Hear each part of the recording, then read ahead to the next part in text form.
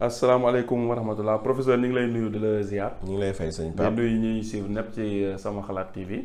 professeur vidéo tey bi nag dañuy bëgg a ñëw ci li nga xam ne mooy économique parce que rubrique économique la muy dernière vidéo de la semaine. ñu bëgg a ñëw ci blé ci boppam vidéo bi passé ñu ngi doon waxtaanee farine. farine blé ndax mën nañ koo lekkam déet nga ne woon maanaam kenn diglewu ko. ndax ay jafe-jafe yu bari yu ci dekk donte am na ay vitamines.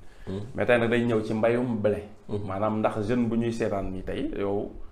te xëyul gontul peut-être te dëkk na zone boo xam ni blé mën na faa ñor. te suuf disponible na fa wala ndox disponible na fa. lan nga ko mën a conseiller ci mbayum blé pour lu mën a daal am xel mu jàpp pour mu xam ndax. projet yu rentable ñu ci am voilà. waaw xam nga Pape. blé moom xaw ma ñaata la ñuy importer li ko kii di waxee sunu ministre bi. mais xam naa ne blé moom bokk na ci li gën a dox ci Sénégal. ak ci monde bi. ci monde bi comme que defe naa sunu président Macky doon na dem ba fële di ñaane bu di wuti blé. def naa intervention guerre Ukraine bi. waaw pour blé bañ cee bokk. blé bañ cee bokk kon c'est-à-dire day wane ni li ñuy consommer blé Sénégal bëri na. donc léegi nag bu fekkee nit ki am na ci projet bu rentable la c'est-à-dire nag mais nag dafa am projet yoo xam ne foog nga am moyen pour def ko parce que bayum blé moom lu ci gën mooy ay hectares yi hectares nga xamante ni boo ko récolté saa yi di nga ko mën a soit nga bu récolté nga def ko transformation wala yu demee noonu mais li ñu mën a wax mooy blé moom économie bi ku képp koo xam ne yàlla may ne la wala mën loo na la nga koy bay ci Sénégal gii di ci am résultat da ci bay ay hectare moom léegi nga nekk millionnaire bu gaaw a gaaw moom ci lu gaaw parce que du taxawaalu parce que farine de blé moom la ñuy utiliser lu ci bari di ko utiliser ci lépp kay ci lépp beñe yeeg meunerie bi ci pour defar mburu yeeg voilà yooyu yëpp dañuy lakk mburu Sénégal rek blé boobu yëpp bitim réew lañ koy jël voilà waaw ak di ko utiliser tam ci aliments yu bari aliments yu bétail yi et cetera volaille yeeg yooyu yëpp blé la ñuy utiliser donc kon boo ko jëlee di ko jaay boo ko bàyyee di ko jaay donc projet bu rentable la soo ko transformé tamit defal ko sa bopp direct farine wut sa marque def ko macha allah bu waaw moom mi ngi noonu te loolu mën na nekk sax non mën na nekk lu mën a nekk parce que petite industrie yi léegi ak chinois yi léegi da ngay mën a am ay usines yu ndaw usines yoo xam ne du coûter ay centaine de millions usines yoo xam ne ay 5 millions 6 millions mën nga am sa usine bu ndaw bu yema may voilà di produire loo mën ci produire rek mën nga am unité industrielle bu ndaw boo xam ni maa li ngay produire mën nga ko transformer voilà te loolu léegi lu possible la parce que matériel yooyu yëpp léegi Inde Chine dañ koy defar lu bari boo duggee jaay te léegi suñu koy jaay te du jar lu cher voilà lu bëri lu ñu doon def ay milliards léegi dañ ko indi si ay système yu ndaw waaw yoo xam ne ku nekk boo bëgg def sa mën ko defal sa bopp loolu nit ñi tam ñu xam ko dina si baax ñuy def ay recherche par exemple da ngay gis ay usines ñoo doon defar ay ndox yi da ngay gis léegi nit mën na jënd machine am buy def unité buy defar ndox si moins de 2 millions installation beeg lépp nga koy defar ko voilà nga koy jaay mën nga defar petite unité buy defar tàngal fi mu ne nii soxlatul ngay am ay milliards pour defar usine buy defar tàngal mën nga am 5 millions nga def unité industrielle buy defar tàngal voilà yëpp am na mën na fa bañ a egg sax voilà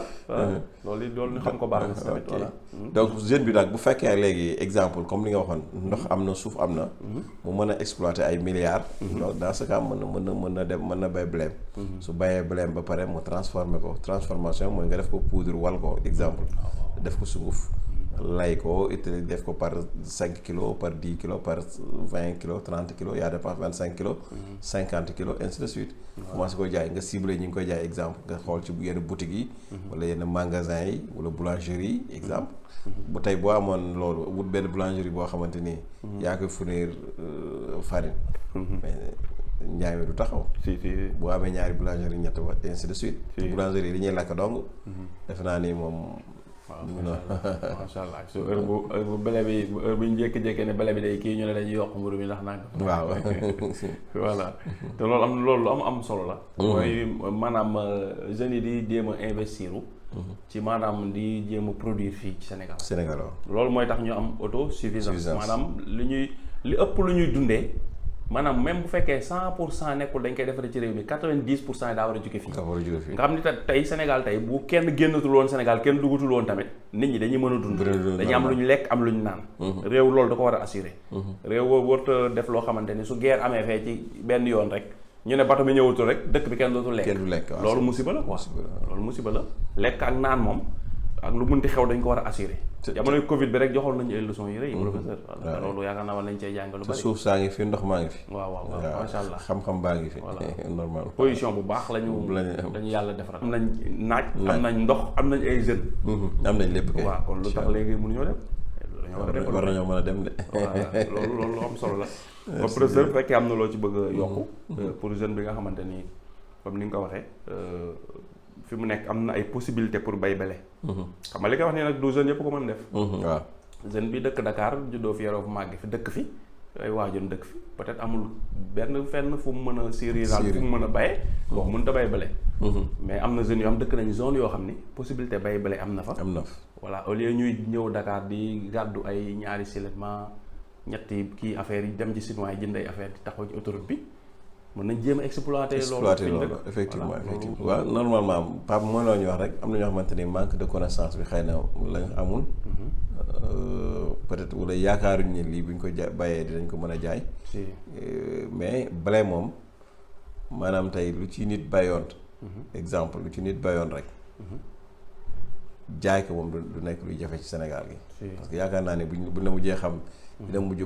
balay ñor sax nit ñi taxaw naan la su ñoree rag naa donc parce que li ñuy utiliser yëpp blé la surtout ni nga ko waxee sànq mburu mi Sénégal du xëyta lekkul mburu